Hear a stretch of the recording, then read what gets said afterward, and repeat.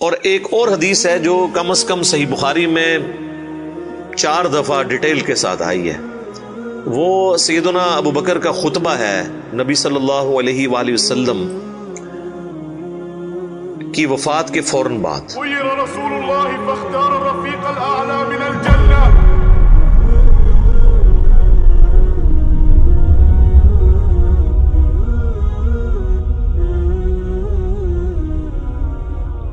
اس کے اوپر میری الگ سے بھی کئی ایک ویڈیوز ریکارڈڈ ہیں جس میں نے وہ احادیث ڈسپلے بھی کی ہیں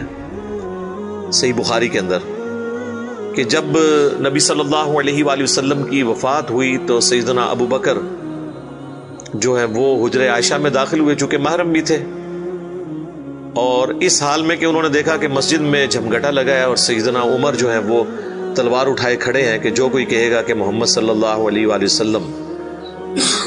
دنیا سے جا چکے ہیں تو میں اسے قتل کر دوں گا۔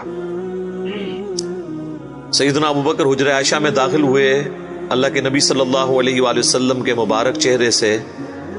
کفن ہٹایا اور آپ کے ماتھے پر بوسہ دیا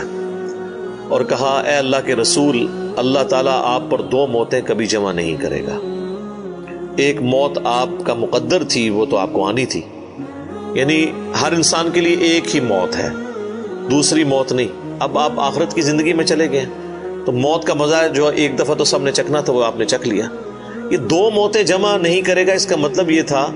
کہ سیدنا عمر کو جو یہ غلطی لگ گئی تھی کہ شاید نبی علیہ السلام ڈورمنٹ پوزیشن میں چلے گئے ہیں اور آپ دوبارہ دنیا میں واپس آ جائیں گے، جس طرح کہ سیدنا موسیٰ علیہ السلام کوہ طور سے واپس آئے تھے، تو اس کی آپ نے نفی کی کہ نہیں، اس طرح نہیں ہو سکتا، ایک ہی دفعہ موت آنی ہوتی ہے، اب حضور کو موت آئی، اب آپ دنیا میں واپس نہیں آئیں گے۔ سورۃ الواقعہ میں سورہ یاسین میں واضح موجود ہے کہ جو دنیا سے چلا گیا وہ واپس نہیں آئے گا۔ اور اس کے بعد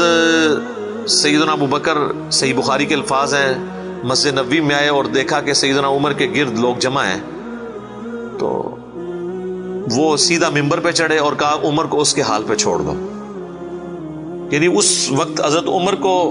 یعنی سمجھانے کی لوگ کوشش کر رہے تھے، تو انہوں نے کہا ان کو چھوڑ دے، آپ میری طرف متوجہ۔ چونکہ سیدنا ابو بکر کا ایک مرتبہ اس حوالے سے سیدنا عمر سے بھاری تھا، لوگ ان کی طرف متوجہ ہوئے، تو انہوں نے ممبر پر چڑھتے ہی پہلا جملہ حمد و ثناء کے بعد جو بولا وہ پاکستان کے قانون 295C میں کروڑوں لوگ شاید اسے گستاخانہ جملہ سمجھتے ہیں، اگر ان کو پتہ نہ ہو کہ یہ سیدنا ابو بکر کا خطبہ ہے۔ ہم نے سوشل ایکسپیریمنٹ بھی کیا اس پہ، کسی کو بتایا کہ بھئی یہ دیکھیں، اگر کوئی شخص یہ کہے کہ جو شخص محمد کی عبادت کرتا تھا وہ جان لے کہ محمد مر چکے ہیں، اور جو اللہ کی عبادت کرتا ہے وہ جان لے کہ اللہ زندہ ہے، اسے کبھی موت نہیں آئے گی، تو آگے سے جواب سننے کو ملا یہ کون گستاخ ہے جس نے یہ بات کی ہے؟ کوئی بھی نہیں، حضور کی تو عبادت کوئی بھی نہیں کرتا ہے، کون جملے بنا دو۔ تو ہم نے بتایا یہ بخاری شریف میں کم از کم 4 جگہ موجود ہے، وما محمد الا رسول، تو قرآن میں آیا نا۔ صحیح بخاری میں حضرت ابو بکر کے خطبے کے الفاظ یہ ہیں، من کان یعبد محمدا فان محمدا قد مات، جو کوئی بھی تم میں محمد کی عبادت کرتا تھا تو جان لے کہ محمد مر چکے، مات کے الفاظ ہیں۔ فإنه من كان يعبد محمدا فإن محمدا قد مات۔ وَمَن يَعْبُدُ اللَّهَ، اور جو کوئی اللہ کی عبادت کرتا ہے یا کرے گا، مضارع کا صیغہ استعمال ہوا ہے، فَإِنَّ اللَّهَ حَيٌّ لَا يَمُوتُ، تو بے شک اللہ تعالیٰ زندہ ہے، اسے کبھی موت نہیں آئے گی۔ تو یہ خطبہ آپ نے یعنی پڑھا، اور پھر اس کی دلیل میں سیدنا ابو بکر نے قرآن کی یہی آیت تلاوت کی، سورہ آل عمران آیت نمبر 144، اور امام بخاری نے کتاب التفسیر چیپٹر جو قرآن کی تفسیر کا لکھا ہے صحیح بخاری کے اندر، اس آیت کو انہوں نے ہیڈنگ بنا کے یہ حضرت ابو بکر کا خطبہ نقل کیا، وما محمد الا رسول قد خلت من قبله الرسل افإن مات او قتل انقلبتم على اعقابكم، محمد تو نہیں مگر ایک رسول، اگر یہ مر جائیں یا قتل کر دیے جائیں تو کیا تم دین سے الٹے قدم پھر جاؤ گے؟ وما محمد الا رسول قد خلت من قبله الرسل افإن مات او قتل انقلبتم على اعقابكم ومن ينقلب على عقبيه فلن يضر الله شيئا وسيجزي الله الشاكرين. اور جو کوئی دین سے الٹے قدم پھرے گا تو اللہ کا کوئی نقصان نہیں کرے گا اور اللہ تعالیٰ ثابت قدم رہنے والوں کو جزا دے گا، جو شاکرین ہوں گے، شکر گزاری کی روش اختیار کرنے والے۔ پھر آپ نے اگلی ایک اور آیت تلاوت کی، سورہ الزمر کی آیت نمبر 30، انک میت وانہم میتون، اے نبی بے شک تمہیں بھی مرنا ہے اور تمہارے مخالفین کو بھی مرنا ہے۔ وہ آیت بھی آپ نے تلاوت کی۔ تو آپ اندازہ کریں کہ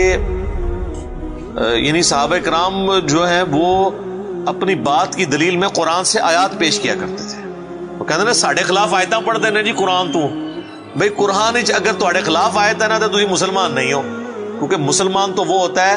کہ جو قرآن کے مطابق ہو، نہ کہ یہ کہ اس کے عقیدوں کے خلاف قرآن میں آیت آ جائے۔ تو اگر کوئی کہہ رہا ہے ساڑھے خلاف آیتاں پڑھتا ہے تو سمجھ لو کہ پھر تسی تو کافر ہی ہوئے نا، مسلمان کے خلاف تو قرآن کی آیت نہیں پڑھی جا سکتی نا۔ اگر آپ کا وہ عقیدہ ہے تو آپ کے خلاف کہاں سے ہوگی؟ تو صحابہ کرام دیکھیں کہ قرآن سے دلیل پیش کیا کرتے تھے، یعنی وہ اپنی بات کی دلیل بھی قرآن سے پیش کرتے تھے۔ لیکن یہاں پہ ایک بڑی حیران کن چیز ہے جس کو میں نے ہی پوائنٹ آؤٹ کیا ہے،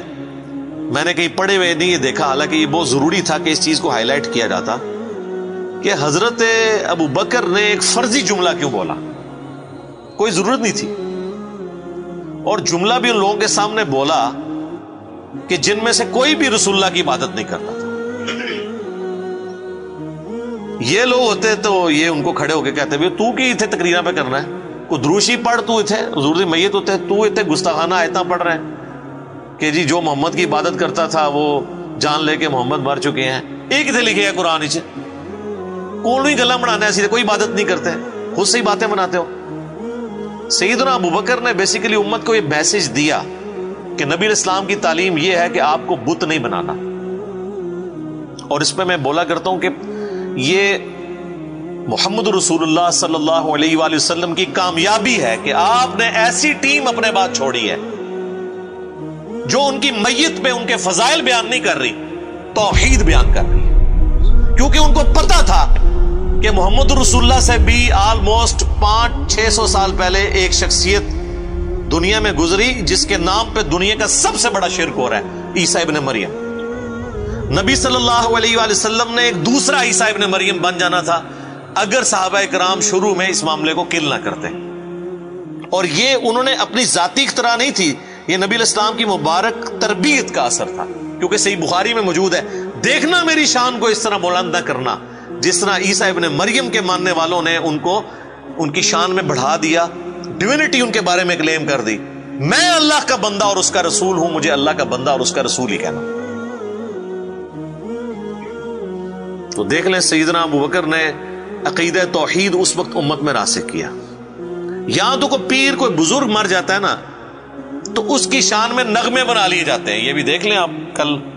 خادم رضوی صاحب کی ڈیتھ کے اوپر وہ کسی نے راتوں رات بیٹھ کے ترانہ بھی لکھ لیا ہے، اور وہ ترانہ انہوں نے بڑے اچھے انداز میں اس کو گا بھی دیا ہے، اور ان کی میت کے اوپر وہ چل بھی رہا ہے۔ اور نبی علیہ السلام سے زیادہ تو کوئی تعریف کے لائق نہیں ہے نا مخلوقات میں، لیکن آپ کی میت کے اوپر کوئی درود شریف کی کوئی گھیٹیاں نہیں پڑیاں جا رہی ہیں، کوئی چادر نہیں کھلاری ہوئی، توحید کا خطبہ بیان ہو رہا ہے کہ اللہ کے نبی فوت ہو چکے ہیں۔ سیدنا عمر کے الفاظ ہیں صحیح بخاری میں، جب میں نے ابو بکر کا یہ خطبہ سنا تو میری ٹانگیں میرے جسم کا بوجھ نہیں اٹھا سکی۔ اچھا، آپ لوگ قرآن و حدیث سنتے ہیں تو غصہ آ جاتا ہے، صحابہ قرآن و حدیث اپنے عقیدے کے خلاف سنتے تھے نا تو ان کی ٹانگیں ان کے جسم کا بوجھ نہیں اٹھاتی تھی، وہ اتنے پشیمان ہوتے تھے کہ میں غلط کانسیپٹ کے اوپر ہوں، میں فوراً رجوع کروں۔ اور سیدنا ابو بکر کے خطبے کے بعد سیدنا عمر کہتے ہیں مجھے یقین آ گیا کہ حضور فوت ہو چکے ہیں۔ اور پھر بخاری کے الفاظ ہیں، صحابہ کہتے ہیں کہ ہم کئی دن تک ہماری یہ حالت تھی، جب ہم ایک دوسرے کو ملتے تھے نا تو ہم یہ آیت سناتے تھے، وما محمد الا رسول قد خلت من قبلہ الرسل، یہ سورہ آل عمران کی آیت نمبر 144، تاکہ ہمیں یہ یقین آ جائے کہ نبی علیہ السلام دنیا سے جا چکے ہیں۔ ایک دوسرے کو یہ آیت سنایا کرتے تھے، گستاخانہ آیت، یہ تو گستاخانہ ہی کہتے ہیں نا۔ یہ ہوتے تھے جناب ایک دوسرے نو جناب کچھ اور ہی سنا دے، ناتا سنا دے رہتے۔ تو صحابہ نے ظاہر ہے انہوں نے تو مشن لے کے چلنا تھا نا، ان کو تو پتا تھا کہ پیغمبر کا کام ہے اللہ کا پیغام دنیا تک پہنچانا،